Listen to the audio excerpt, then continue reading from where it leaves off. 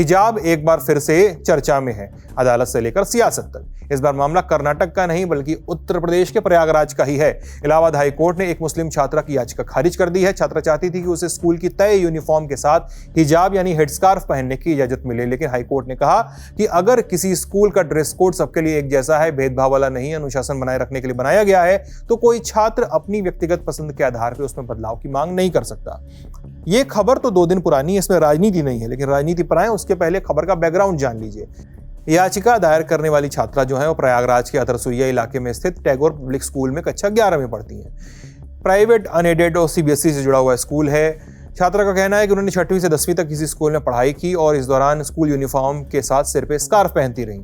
School की तरफ से पहले इस पर कोई आपत्ति नहीं हुई। अपनी बात साबित करने के लिए उन्होंने पुरानी आईडी और स्कूल की तस्वीरें भी कोर्ट के सामने रखी। विवाद तब शुरू हुआ जब 10वीं के बाद उन्होंने इसी स्कूल में 11वीं में एडमिशन लेना चाहा। छात्रा के मुताबिक स्कूल ने साफ कर दिया कि अगर उन्हें यहाँ पढ़ना है तो तय ड्रेस कोड का पालन करना होगा, उसके साथ अलग से हेड स्कार्फ नहीं पहना जा सकता। इसके बाद छात्रा की तरफ से 14 मई और 10 जून 2026 को प्रयागराज के जिलाधिकारी से शिकायत की गई। मामला जिला विद्यालय निरीक्षक यानी DIOS तक पहुंचा, यानी वहां से भी छात्रा को राहत नहीं मिली और फिर मामला इलाहाबाद हाई कोर्ट पहुंचता है। अदालत में छात्रा की तरफ से अदालत में मोटे मोटे तौर पे 3 दलीलें दी गई। पहली दलील, हिजाब उनके धर्म से जुड़ी जरूरी धार्मिक प्रथा है और इसे पहनने का अधिकार संविधान के अनुच्छेद 25 से मिलता है। दूसरी, अपनी पसंद के कपड़े पहनना अभिव्यक्ति की स्वतंत्रता यानी अनुच्छेद 19(1)(a) से जुड़ा हुआ है। और तीसरी, बराबरी के अधिकार यानी अनुच्छेद 14 से जुड़ी थी। छात्रा का कहना था कि अगर स्कूल दूसरे सामान्य और मर्यादित कपड़ों की इजाजत देता है तो हेड स्कार्फ को अलग तरीके से नहीं देखा जाना चाहिए। लेकिन इसी केस में स्कूल ने तर्क दिया कि ड्रेस कोड सभी बच्चों पर बराबर लागू है। यह भी कहा कि इसी समुदाय की दूसरी छात्राएं तब यूनिफॉर्म में स्कूल आती हैं, इसलिए अगर एक छात्रा को अलग से छूट दी जाती है तो यूनिफॉर्म का मकसद ही कमजोर हो जाएगा। 21 अगस्त 2026 हाईकोर्ट के जस्टिस JJ मुनीर और जस्टिस इंद्रजीत शुक्ला की बेंच ने छात्रा की याचिका खारिज की, आदेश दिया। यह कहना काफी नहीं है कि कोई प्रथा धर्म का जरूरी हिस्सा है। इसके समर्थन में धार्मिक ग्रंथ, स्थापित परंपरा या ऐसा ठोस आधार भी अदालत के सामने रखना होगा जिससे साबित हो कि उस प्रथा को नहीं मानने से व्यक्ति की धार्मिक आस्था के मूल स्वरूप पर असर पड़ता है। मामले में कोर्ट को ऐसे पर्याप्त आधार नहीं मिले, ऐसा कोर्ट ने कहा। एक बात समझ लीजिए, फैसले का मतलब यह नहीं कि इलाहाबाद हाई कोर्ट ने पूरे उत्तर प्रदेश के स्कूल कॉलेजों में हिजाब पर कोई सामान्य प्रतिबंध लगा दिया है। कोर्ट के सामने सवाल एक खास प्राइवेट स्कूल के ड्रेस कोड और एक छात्रा का उसमें छूट मांगने का था। कोर्ट ने माना कि जब ड्रेस कोड सबके लिए समान, वास्तविक और गैर भेदभावपूर्ण हो तो उसे तय करने का अधिकार मुख्य रूप से स्कूल प्रबंधन के पास है।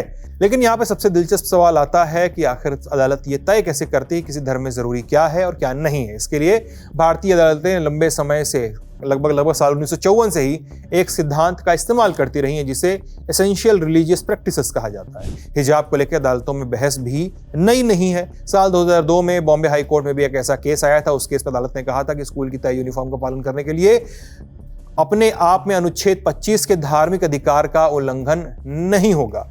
2018 में केरल हाईकोर्ट के सामने भी ऐसा विवाद आया जहां कोर्ट ने व्यक्तिगत ड्रेस की पसंद और निजी शिक्षण संस्थान के अपने प्रशासनिक अधिकारों के बीच संतुलन की बात कही और संस्थान के ड्रेस के कोड को प्राथमिकता दी। सबसे बड़ा विवाद 2021 में कर्नाटक से सामने आया था। उडुपी के एक सरकारी प्री यूनिवर्सिटी कॉलेज की कुछ मुस्लिम छात्राओं को हिजाब पहनकर क्लास में बैठने की इजाजत नहीं मिली। विवाद बढ़ा तो कुछ जगहों पर इसके जवाब में छात्र भगवा गमछा या शॉल पहन के आने लगे। धीरे धीरे मामला पूरे कर्नाटक और फिर देश भर की राजनीति का हिस्सा बन गया। 5 फरवरी 2022 को कर्नाटक सरकार ने यूनिफॉर्म से जुड़ा आदेश भी जारी कर दिया, जिसके खिलाफ छात्राएं कर्नाटक हाईकोर्ट पहुंची। 15 मार्च 2022 कर्नाटक हाईकोर्ट की फुल बेंच ने सरकार और शिक्षण संस्थानों के पक्ष में फैसला दिया। हाईकोर्ट ने कहा कि हिजाब पहनना इस्लाम की एसेंशियल रिलीजियस प्रैक्टिसेस साबित नहीं होता है और तय यूनिफॉर्म लागू करना संवैधानिक रूप से गलत नहीं है। इलाहाबाद हाईकोर्ट ने अपने मौजूदा फैसले में कर्नाटक हाईकोर्ट के इसी निर्णय को महत्वपूर्ण और परसुएसिव अथॉरिटी माना और कोर्ट ने कहा कि उससे अलग राय लेने की कोई ठोस वजह नहीं दिखाई देती। लेकिन कहानी यहाँ खत्म नहीं होती है। कर्नाटक हाईकोर्ट वापस चलिए, वो जो मामला था ना वो सुप्रीम कोर्ट पहुंचा। 13 अक्टूबर 2022 को 2 जजों की बेंच ने फैसला दिया।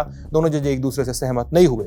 जस्टिस हेमंत गुप्ता ने कर्नाटक हाईकोर्ट के फैसले के खिलाफ अपीलें खारिज कर दी, जबकि जस्टिस सुधांशु धूलिया ने हाईकोर्ट का फैसला और कर्नाटक सरकार का आदेश रद्द करने की राय दी।